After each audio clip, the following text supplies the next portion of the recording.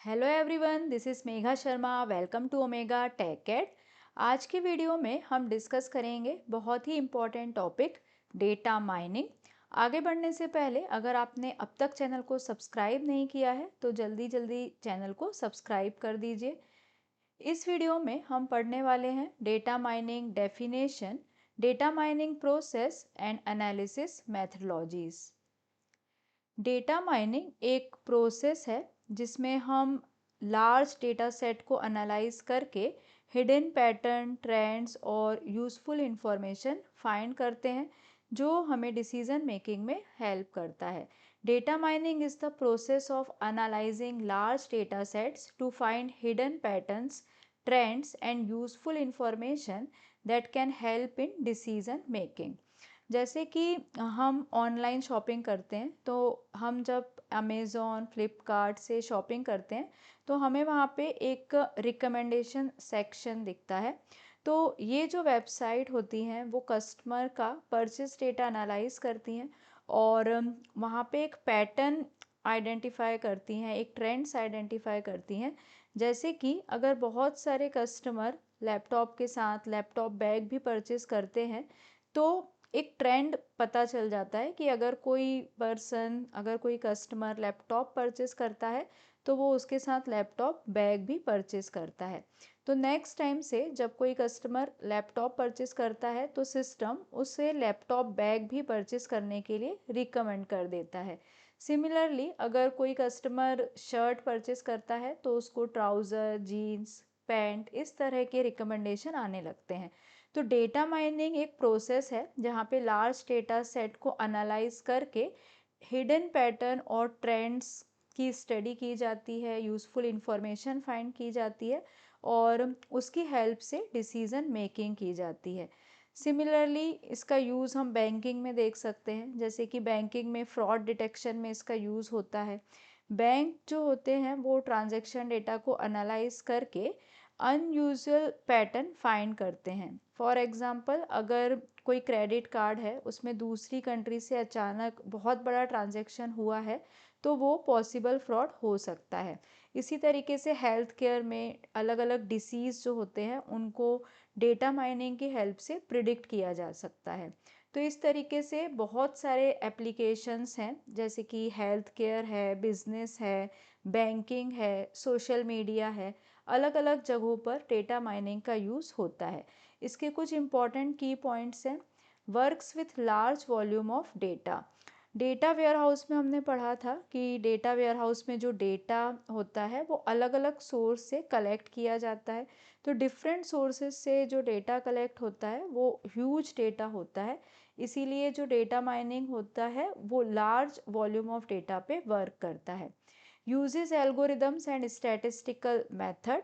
यहाँ पे हम मशीन लर्निंग एल्गोरिदम का यूज़ करते हैं। मशीन लर्निंग एल्गोरिदम्स और स्टैटिस्टिकल मेथड का यूज़ करके एनालिसिस किया जाता है, जिसके बारे में डिटेल में हम आने वाले वीडियोस में देखेंगे। Finds patterns, correlation and trends. Data analysis से हमें पैटर्न्स, कोरिलेशन और ट्रेंड्स के बारे में पता चलता है। Helps organisations make better decision. तो इस तरीके से जो डेटा माइनिंग का प्रोसेस होता है वो ऑर्गेनाइजेशन को बेटर डिसीजन लेने में हेल्प करता है। डेटा माइनिंग प्रोसेस में 6 स्टेप्स होते हैं जिसको हम क्रिस्प डीएम बोलते हैं। Crisp stands for cross industry standard process for data mining. ये जो 6 स्टेप फ्रेमवर्क है जो हमें स्टेप्स देता है कि डेटा माइनिंग में प्रॉब्लम सॉल्व करते समय हम कौन कौन से स्टेप को फॉलो करेंगे। तो ये एक स्ट्रक्चर्ड अप्रोच है जिसके थ्रू हम real world data mining problems को स्टेप बाय स्टेप सॉल्व कर सकते हैं। क्रिस्प डीएम प्रोसेस एक यूनिफॉर्मिटी प्रोवाइड करता है। तो बहुत इम्पॉर्टेंट है। अब हम डेटा माइनिंग के 6 स्टेप्स को एक एक करके डिटेल में समझेंगे। सबसे फर्स्ट स्टेप है बिजनेस अंडरस्टैंडिंग। बिजनेस अंडरस्टैंडिंग जैसे कि नाम से ही पता चल रहा है, यहाँ पे हमें बिजनेस अंडरस्टैंड करना है, मतलब कि बिजनेस की क्या प्रॉब्लम है वो हमें आइडेंटिफाई करना है। बेसिकली यहाँ पे हमको अपना गोल डिसाइड करना है, प्रॉब्लम को डिफाइन करना है। फॉर एग्ज़ाम्पल अगर कोई सुपर मार्केट है और उसको प्रॉफिट इंक्रीज़ करना है, सेल इंक्रीज़ करना है, तो यहाँ पे फर्स्ट स्टेप में वो अपनी प्रॉब्लम, अपना गोल डिसाइड कर लेगा कि उसको सेल इंक्रीज़ करनी है। तो सेल इंक्रीज़ करने के लिए उसे फाइंड करना पड़ेगा कि कस्टमर किस तरह से परचेस करते हैं। सेकेंड स्टेप है डेटा अंडरस्टैंडिंग। डेटा अंडरस्टैंडिंग का मतलब है कि प्रॉब्लम को सॉल्व करने के लिए हमें किस तरह का डेटा चाहिए, किस तरह की डेटा की हमें रिक्वायरमेंट है, वो रिलेटेड डेटा हमें कलेक्ट करना है और उसको समझना है, उसकी स्टडी करना है। जैसे कि यहाँ पे हमने एग्जांपल लिया है सुपरमार्केट का, जहाँ पे हमें सेल इंक्रीज़ करनी है। तो सेल इंक्रीज़ करने के लिए हमें ट्रांजैक्शन डेटा की ज़रूरत पड़ेगी। तो डेटा अंडरस्टैंडिंग में यहाँ पे बिलिंग सिस्टम से हम ट्रांजैक्शन डेटा कलेक्ट करेंगे और उसे स्टडी करेंगे, उसे समझेंगे, जैसे कि product name, quantity, date, customer ID, जो भी ट्रांजैक्शन डेटा है जो कि हमें स्टडी से रिलेटेड है, जो हमारी स्टडी से रिलेटेड है, उसको हम कलेक्ट करते हैं और उसको हम समझते हैं कि किस तरह की डेटा है ये और किस तरह से ये हमें प्रॉब्लम को सॉल्व करने में हेल्प करेगा। थर्ड स्टेप है डेटा प्रिपरेशन। डेटा प्रिपरेशन का मतलब है डेटा को क्लीन करना, उसे ऑर्गेनाइज करना। डेटा क्लीन करने का मतलब ये है कि जो भी हमारे पास इनकरेक्ट और मिसिंग डेटा है उसको हम रिमूव कर देते हैं।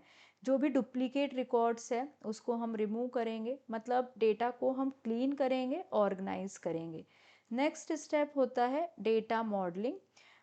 डेटा माइनिंग टेक्निक को यहाँ पे हम अप्लाई करते हैं, यहाँ पे हम पैटर्न फाइंड करते हैं। तो मॉडलिंग का मतलब ये हुआ कि जो भी डेटा माइनिंग टेक्निक है जो हम आगे पढ़ने वाले हैं उसको हम यहाँ पे अप्लाई करते हैं प्रॉब्लम को सॉल्व करने के लिए। जैसे यहाँ पे हमने एग्जांपल लिया था सुपरमार्केट का, तो यहाँ पे हम जो टेक्निक यूज़ करेंगे वो है association rule mining. Association rule mining के बारे में डिटेल में हम ऑलरेडी वीडियो बना चुके हैं, ऑलरेडी पढ़ चुके हैं उसके बारे में। तो अगर आपने वो वीडियो नहीं देखी है तो आप डिस्क्रिप्शन बॉक्स में देख सकते हैं, उस वीडियो का लिंक दिया हुआ है। तो एसोसिएशन रूल माइनिंग में क्या होता है कि हम ये देखते हैं कि किस तरीके से जो प्रोडक्ट हैं वो आपस में रिलेटेड हैं, उसमें किस तरह का रिलेशनशिप है। तो यहाँ पे बेसिकली ये जो एग्जांपल हमने अभी लिया है सुपरमार्केट का, जिसमें कि हमको सेल इंक्रीज़ करनी है, तो यहाँ पे जब हम मॉडलिंग करते हैं तो एसोसिएशन रूल माइनिंग टेक्निक का यूज़ करते हैं। नेक्स्ट स्टेप है इवैल्यूएशन। इवैल्यूएशन में हम चेक करेंगे कि जो पैटर्न हमने डिस्कवर किया है वो यूज़फुल है या नहीं। जैसे कि हमने अलग अलग कस्टमर का डेटा स्टडी किया। फॉर एग्ज़ाम्पल कस्टमर नंबर 1 ने ब्रेड, बटर और जैम परचेस किया। कस्टमर नंबर 2 ने ब्रेड, बटर और जूस परचेस किया। कस्टमर नंबर 3 ने सिर्फ ब्रेड, बटर परचेस किया। कस्टमर नंबर 4 ने ब्रेड, बटर और बिस्किट परचेस किया। तो यहाँ पे हम देखते हैं कि जो ब्रेड और बटर का कॉम्बिनेशन है वो सबसे ज़्यादा बार आया है। तो हम ये चेक कर पा रहे हैं कि हमने जो पैटर्न डिस्कवर किया है ब्रेड बटर का वो यूज़फुल है या नहीं। तो इस तरीके से मॉडलिंग में हम क्या करते हैं कि टेक्निक को अप्लाई कर देते हैं और इवैल्यूएशन में हम ये चेक करते हैं कि हमारी जो फाइंडिंग है, जो हमारा रिज़ल्ट आया है, जो पैटर्न हमने डिस्कवर किया है वो यूज़फुल है या नहीं। लास्ट स्टेप होता है डिप्लॉयमेंट का। यहाँ पे हम रिज़ल्ट को रियल बिजनेस में इम्प्लीमेंट कर देते हैं। जैसे कि अगर हमने फाइंड किया है कि ब्रेड और बटर जो है वो सबसे ज़्यादा बार आया है, ये कॉम्बिनेशन सबसे ज़्यादा बार आया है, तो अब हम क्या करेंगे, अपनी सेल को इंक्रीज़ करने के लिए इन आइटम्स को एक साथ रख सकते हैं या फिर कॉम्बो ऑफर देकर सेल्स को इंक्रीज़ कर सकते हैं। तो इस तरीके से ये 6 स्टेप प्रोसेस है जिसको हम 6 स्टेप क्रिस्प डीएम बोलते हैं। तो बिजनेस अंडरस्टैंडिंग में सबसे पहले हम बिजनेस प्रॉब्लम और गोल को आइडेंटिफाई करते हैं। डेटा अंडरस्टैंडिंग में हम रिलेटेड डेटा की स्टडी करते हैं।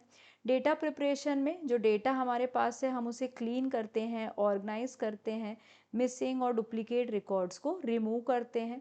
मॉडलिंग स्टेप में हमें डेटा माइनिंग टेक्निक्स को अप्लाई करना है। इवैल्यूएशन में हम चेक करते हैं कि जो फाइंडिंग्स हमारी हैं, जो पैटर्न हमने फाइंड किया है वो करेक्ट है या नहीं। और लास्ट स्टेप होता है हमारा डिप्लॉयमेंट, जिसमें हम रिजल्ट को रियल बिजनेस में इम्प्लीमेंट कर देते हैं। यहाँ पे हम 6 स्टेप प्रोसेस देख सकते हैं। यहाँ पे सबसे इम्पॉर्टेंट पॉइंट ये है कि ये जो प्रोसेस है ये इटरेटिव है।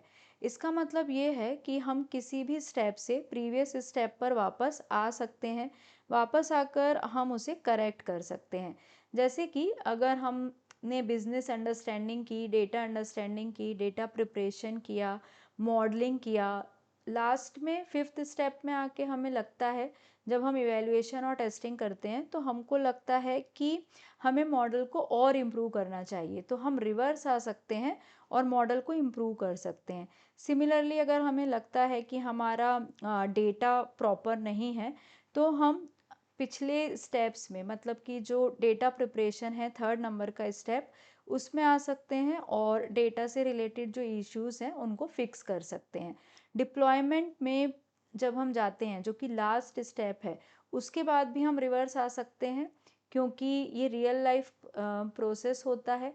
तो अगर हमको ऐसा लगता है कि हमारे मॉडल को और ज़्यादा इम्प्रूवमेंट की ज़रूरत है, तो हम किसी भी स्टेप से रिवर्स आ सकते हैं। तो इस तरीके से ये जो पूरा प्रोसेस होता है ये लूप में होता है, ये इटरेटिव प्रोसेस होता है। मीन्स किसी भी स्टेप से हम प्रीवियस स्टेप पर वापस आ सकते हैं। नेक्स्ट है एनालिसिस मेथडोलॉजी। डेटा माइनिंग में जो एनालिसिस होता है उसे हम 2 मेन कैटेगरीज में डिवाइड कर सकते हैं, सुपरवाइज्ड लर्निंग और अनसुपरवाइज्ड लर्निंग। सुपरवाइज्ड लर्निंग में 3 और हम इम्पॉर्टेंट चीज़ें पढ़ते हैं, क्लासिफिकेशन, रिग्रेशन और एनोमली डिटेक्शन। इसी तरीके से अनसुपरवाइज्ड लर्निंग में आता है क्लस्टरिंग, एसोसिएशन रूल बाइंडिंग और समराइजेशन, जिसके बारे में डिटेल में हम नेक्स्ट वीडियो में डिस्कस करेंगे, क्योंकि ये टॉपिक बहुत लेंदी है। इसको आराम से डिटेल में समझेंगे, 1 बाय 1 हम सुपरवाइज लर्निंग और अनसुपरवाइज लर्निंग को डिटेल में डिस्कस करेंगे। Thank you so much for watching till here. अगर आपने वीडियो यहाँ तक देखी है, आपको वीडियो यूज़फुल लगी है, तो प्लीज़ वीडियो को लाइक करें, ज़्यादा से ज़्यादा शेयर करें। और अगर आप चैनल पे न्यू हैं, आपने अब तक चैनल को सब्सक्राइब नहीं किया है, तो चैनल को सब्सक्राइब करें और वीडियो की सबसे पहले नोटिफिकेशन के लिए बेल आइकन प्रेस करें।